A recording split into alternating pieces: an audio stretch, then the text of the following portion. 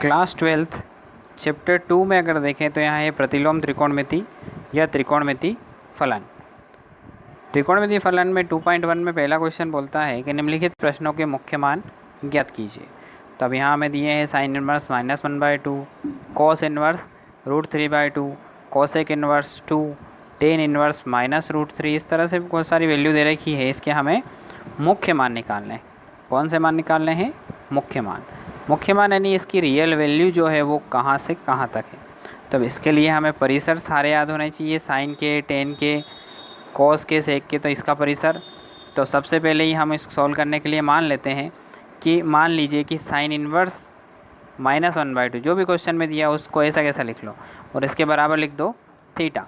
अब जब ये साइन इनवर्स इधर आएगा तो बन जाएगा साइन थीटा और ये -1/2 ऐसा कैसा रहेगा। इसके अगर आगे चलें तो अब वापस परिसर की बात होती है। हम ज्ञात है कि मुख्य मान यानी साइन इनवर्स थीटा का मुख्य मान जो है उसका जो परिसर है -π/2 से π/2 के बीच में है।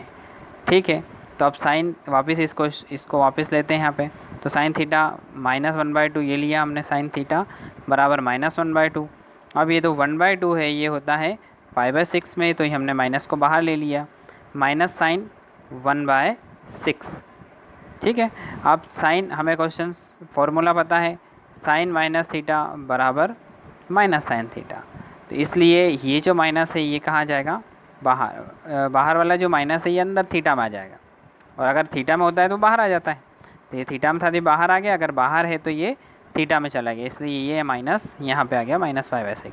अब यहाँ देखिए अगर तो ये जो साइन है इससे ये साइन क्या होता है, हट जाता है। तो थीटा की वैल्यू क्या बनती है? -π/6। तो ये थीटा की वैल्यू बन गई -π/6। और ये जो -π/6 है ये बिलोंग किसको करता है? -π/2 से +π/2। इसलिए साइन इनवर्स -1/2 की जो मुख्य मान है या रियल वैल्यू है वो कितनी है? -π/6 है। तो इस तरह से पहला क्वेश्चन सॉल्व होता है। ऐसे दूसरा अगर देखें तो मान लीजिए कि कोसेक इनवर्स वो के वही तरीका है, जो क्वेश्चन दिया उसको किसके बराबर मानेंगे? थीटा के बराबर। अब ये √3/2 ऐसे रह जाएगा और कोस इधर आएगा तो ये जो इन्वर्स था यानी कि अपॉन में था तो इधर जाके गुणा हो जाएगा, तो बनेगा इस थीटा में गुणा होगा तो बन जाएगा कोस थीटा।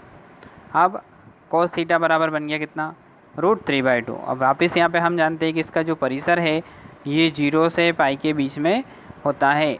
अब 0 से पाई के बीच में अगर इसकी वैल्यू है, मतलब 0 से लगा करके 180 के बीच में जो भी मान आएगा वही इसका मुख्य मान होगा। तो इस क्वेश्चन को वापस यहाँ से हमने कहाँ लिया? यहाँ से ले लिया इस वाले में √3/2। अब √3/2 का कहाँ होता है? तो हमें पता है कि √3/2 होता है π/6 यानी कि 30 डिग्री पर होता है।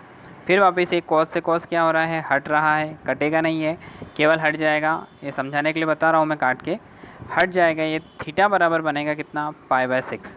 तो यानी कि थीटा किसको बिलोंग कर रहा है? 0 से पाई। तो ये π/6 जो है, π/6 यानी कि पाई का मान तो होता है 180। ठीक है, अब अपॉन में कितना? 6। तो अब 6 से अगर ये कटता है तो 6 तिया 18 यानी 30। तो 30 आ रहा है 0 से 180 के बीच में, तो बिल्कुल आता है। इसलिए इसका जो मुख्य मान कितना हो जाएगा? π/6 होगा। तो यहाँ लिखेंगे हम कि अतः कॉस इनवर्स √3/2 का जो मुख्य मान है वो कितना है? π/6 है। बहुत ईजी क्वेश्चन है और ये ऑब्जेक्टिव में आते हैं। ऑब्जेक्टिव्स में ये परिसर भी पूछे जाते हैं। ये जो परिसर वाले हैं ये ऑब्जेक्टिव में ज़रूर पूछे जाते हैं इस 12th क्लास में, क्योंकि यहाँ से एक 4 नंबर का क्वेश्चन आता है और एक ऑब्जेक्टिव। तो एक ऑब्जेक्टिव इस पे बेस्ड होता है या फिर फॉर्मूला पर बेस्ड होता है, और एक क्वेश्चन जो है ये इन पे बेस्ड है। और आगे 2.2 में भी अच्छे क्वेश्चन हैं। अब तीसरा क्वेश्चन अगर देखें तो यह है कोसेक इनवर्स 2। तो हमने क्या किया? फटाक से इसको मान लिया थीटा, तो कोसेक थीटा कितना बन जाएगा? 2। अब इसका जो मुख्य मान है या परिसर है वो कितना है? -π/2 से π/2 माइनस कितना? 0। मतलब यहाँ तक की इसकी वैल्यू होती है। वापस जो यहाँ पे था इसी को हमने लिया कि कोसेक थीटा इक्वल टू कितना? 2। तो यहाँ से 2 कब होता है? ये होता है π/6 में।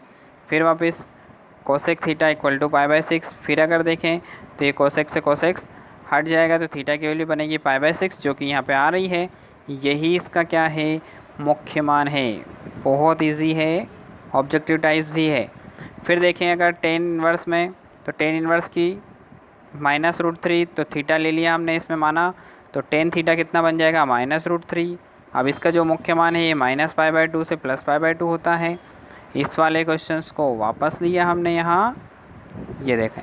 अब ये वैल्यू कब होती है, तो ये होती है -π/3 यानी कि 60 में होती है, इसलिए इसमें हमने यहाँ लिया π/3।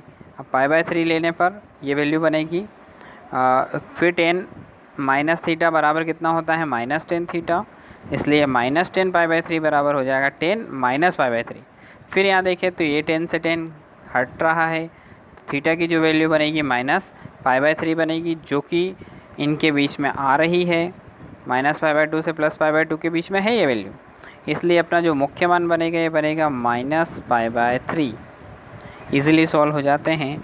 ऐसे ही कोस इन्वर्स का अगर देखें तो इसका परिसर 0 से पाई होता है। फिर आगे देखें अगर टेन का, तो वापस हुए -π/2 से π/2। ऐसे ही कोट इन्वर्स है, ऐसे ही कोस इन्वर्स है, वापस कोसेक इन्वर्स। तो ये सारे क्वेश्चंस ऐसे ही सॉल्व हो सकते हैं, बहुत इजीली हो जाएंगे। तो ये एक्सरसाइज अपनी कंप्लीट होती है। इसमें कुछ ऑब्जेक्टिव टाइप्स क्वेश्चंस हैं, इनको भी सॉल्व कर लें क्योंकि यहाँ से ऑब्जेक्टिव आ सकते हैं। Thank you.